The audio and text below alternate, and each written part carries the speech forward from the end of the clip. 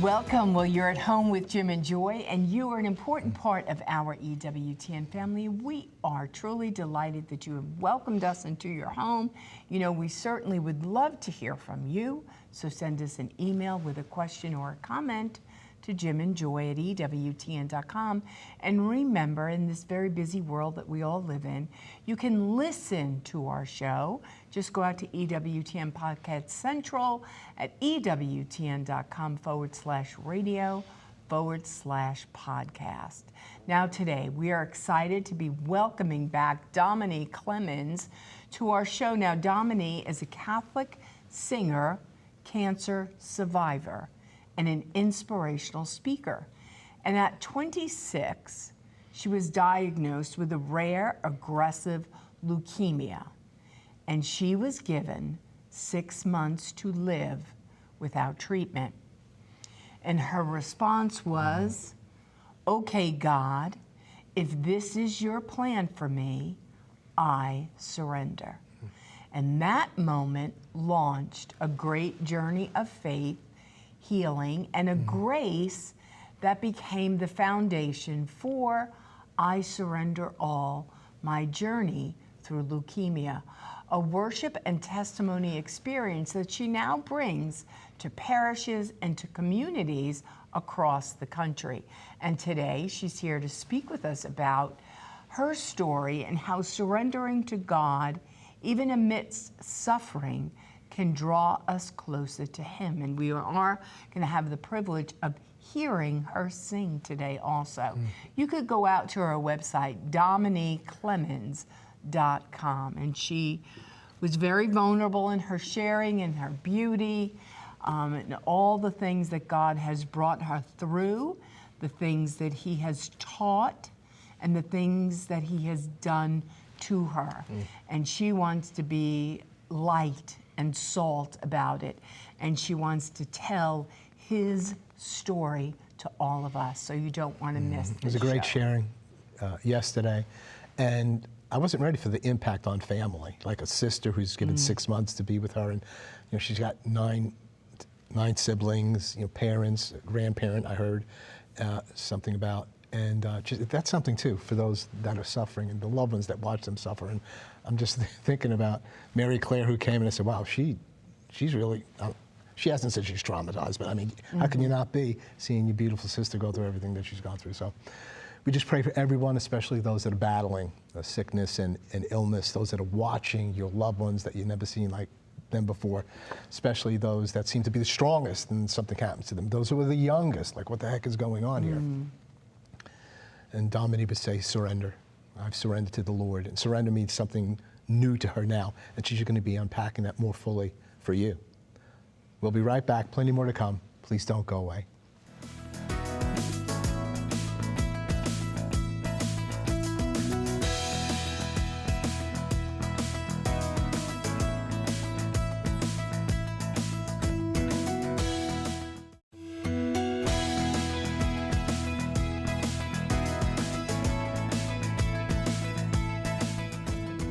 Welcome back. Well, our guest today is Domine Clemons. Go out to our beautiful website, DomineClemons.com.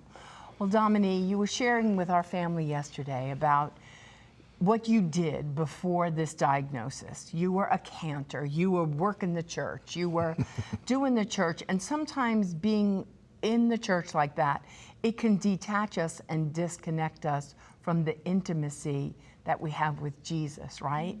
And so then you get this cancer diagnosis, and now you're going to learn intimacy on a whole nother level, because He's called you to deeper waters. So tell our family, you know, the world has a whole version of what surrender is, but Catholics have a whole nother version, and then you learned it firsthand. Tell our family what the word surrender means to you. Yeah. I realize that this is something I have to clarify because I use the word surrender so much, and friends of mine who aren't Catholic say, well, what do you mean? If I get sick, I'm not just throwing up my hands and saying I give up. They think that surrender is giving up, but to me as a Catholic, surrender is really just letting God fulfill His plan for your life. And I like to think about it we're clenching our fists on life, especially I'm a control freak. And I was clenching my fists on the control that I thought I had. And surrender really was just opening my arms.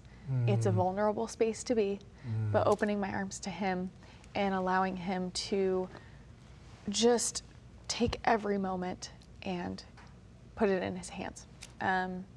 There really, truly was nothing like this deep layer of surrender, losing that timeline that we think we have at 26 years old. I was in, a relationship at the time. I thought things were going a certain way. I thought my life, I was supposed to hit these certain goals. And when so much is taken away from you because of cancer, because of some of the treatments and the side effects and things that I'll have to live with the rest of my life, I truly had to let go of my life expectations, let go of this idea of the future that I had, and just kind of let it be an open slate and let God do his work. Yeah. Wow. And only cancer can do that for you. And the only good thing about cancer, I think, is that it takes time, right? It's not like you had open heart surgery, this is the thing, now you're going to heal, this is your recovery, and you're good to go. And there will be ramifications in your body, even after, as you go on. But you were being so vulnerable, especially with social media, right? And so you share that you have 46,000 people that were following you. Tell our family about that decision and what you hope to do by that. Yeah. Well, cancer is a very personal thing, and I know a lot of people keep it close to themselves. They don't tell anyone when they're diagnosed. But at the time, I was a full-time singer, so as most entrepreneurs out there know, you have to be a content creator as well. So I was on social media already. And when I received my diagnosis, I just knew, okay, I can either hide this and kind of disappear, or I can just share it, because these are my friends and my family, and it was a kind of a smaller community at that point. So I shared from the beginning, and then I was put in isolation. And when you're in isolation for your chemo, your immune system's down, it was the best way for me to communicate. I have 9 siblings, I have 60 cousins, plus on my mom's side, I have so many people in my family, let alone my community, to communicate with through one kind of platform.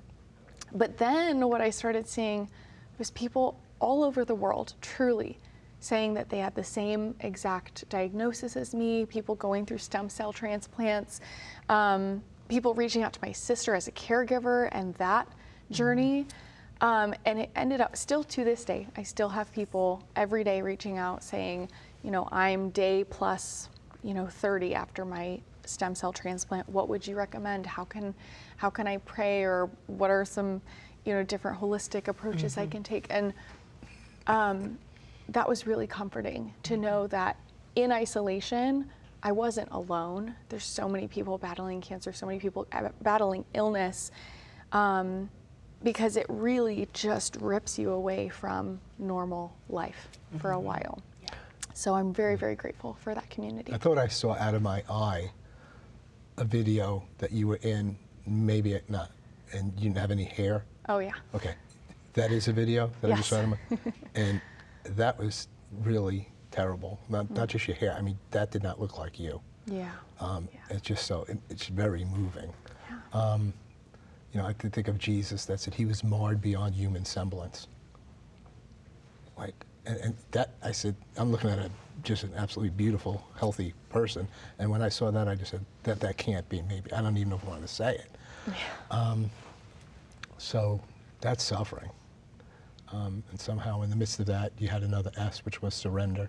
And you just explained it so well. So the surrender is not necessarily over to death, although you didn't believe you were going to die this time. But to whatever you want, Lord, whatever your will for me is, moment by moment in my life, that's what I do. Is that an important word for those out there that are sick or ill or see children and this doesn't seem fair at all and whatever's going on, that the key is to just surrender moment by moment, whatever you want, your will be done in me. Yes. Not my will, your will be done. And Yes, just, this journey really opened my eyes to the power of prayer, deep, deep prayer. I think sometimes, and I've been guilty of this in the past, of saying, oh, I'll pray for you. And then, you get to your prayer and you're like, who did I say I would pray for? Or, life goes on. The people who took so much time to pray for me, I believe that had a huge role in this transformation for me and my transformation with my faith life. Yeah. And so since this, I have met so many people who are also going through cancer as young as 5 years old. And I think the first thing that we have to do is pray. We have to pray and truly be purposeful about praying, using their name, because cancer is a spiritual battle. It's a physical battle, but it is so much of a spiritual battle. You said it felt like it was evil. It did. It feels like this insidious kind of entity that's inside of you because you can't see it most of the time, some of the time. And so really praying and knowing that you may not have physical healing. That may not be the end result, but you can have spiritual healing. And so asking those around you to pray for you. I'm so blessed to have my sister who's writing little sticky notes all over my hospital bed. Jesus loves you, and let the drops of blood of Jesus just wash over you and heal you. That to me, there are no guarantees. Right. I still, technically with statistics, they tell me that I have a 10% chance of surviving 5 years. I don't like to listen to those statistics. I like to just I believe God has healed me. However, nothing is guaranteed. Right. Yeah. We don't know what tomorrow brings. And so knowing that this is a spiritual journey, we are here on this earth for a reason, for a purpose. We have to allow God to really come into our souls. And something I think about as well when you mentioned this we had a priest at our local parish who he had stage 4 cancer, was given 6 weeks, something like that, to live. And he was having dinner with a bunch of other priest friends, really enjoying his last few weeks of life. And when he stood up from the table and walked into the next room, he died of a heart attack. And it just was such a moment of remembering God takes you in his time. We don't know what that moment looks like. I could have cancer and, pass away from some other cause. All we have control over is our prayer and our spiritual health. Getting to confession, asking the priest to come to your bedside, getting the Eucharist every day while you're in the hospital. Those are the things that we can do, but the rest is just up to surrendering it to God. And it's our response to the suffering. We could shake our fist and curse God. We could miss that moment of interior formation that it's been designed for us to do. And it is, every day is a gift. So when we wake up, we're vertical, to God be the glory. You get to put your head on the pillow at night, to God be the glory that you live. Jesus, all I want to do is be a pleasing child for you. And I want to be light and salt. No matter, we're all going to die one day of something, right? And so, but Jesus, I don't want to miss this journey with you. And whatever lessons he's teaching us, we want to just say, here I am, Lord, use me. Right. And when I was disconnected from my faith and everything felt like a job, when I was disconnected, those were the times when I felt fearful, scared, what does the future hold? Scared of death, especially, like really looking at my mortality in the face, especially at such a young age. We just don't think about that. But getting my spiritual life in order, that was when that peace washed over me and said, you know what, Lord, your will be done. I never thought this would happen, but this is happening. We just have about a minute left before we go to our break, and hopefully you'll be singing for us in the next segment. Just speak a word to those that are in the midst of the battle. I mean, you've been doing that throughout, but just speak to them personally. What do you want them to know? Might be something you already said, but just say it again. I just pray. I pray for them. It is so hard, and I have been there. Even in the groans, even in the moments when you can't speak, you don't have the energy to speak, just turn to Jesus and just ask him to hold you. And I really encourage them to pray the surrender novena. Oh, Jesus, take care of everything. Yes. We can pray that novena every day till the day we die, truly. Right. Oh, Jesus, I surrender to you. Take care of Take everything. care of everything. It's beautiful. Thank you. Okay, well, we're going to hold you over for the final segment. I think your words are just really perfect. You're such a gift to the church, to your family, and to all that hear your voice and see your face. We're going to take a break at this point. We'll be right back, and I believe that Domine is going to be singing for us. You can go to her website and hear her as well. It's just beautiful, beautiful voice. We'll be right back. Plenty more to come. Please don't go away.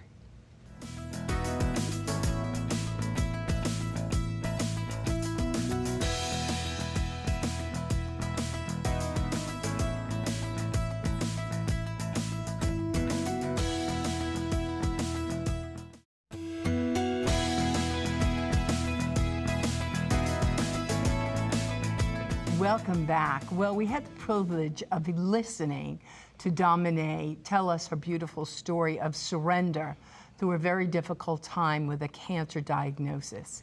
And now we will have the privilege of having Domine sing Ave Maria with us today in studio.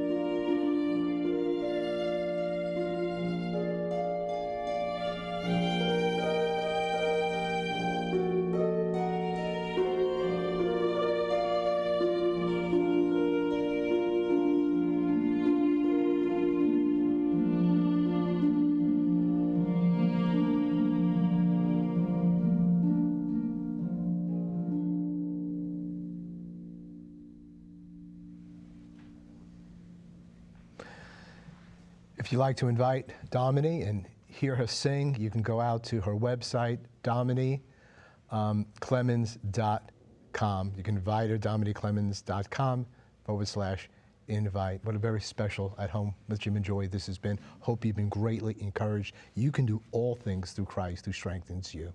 You're an important part of the EWTN family. You're never alone. You're always at home with Jim and Joy. Bye now.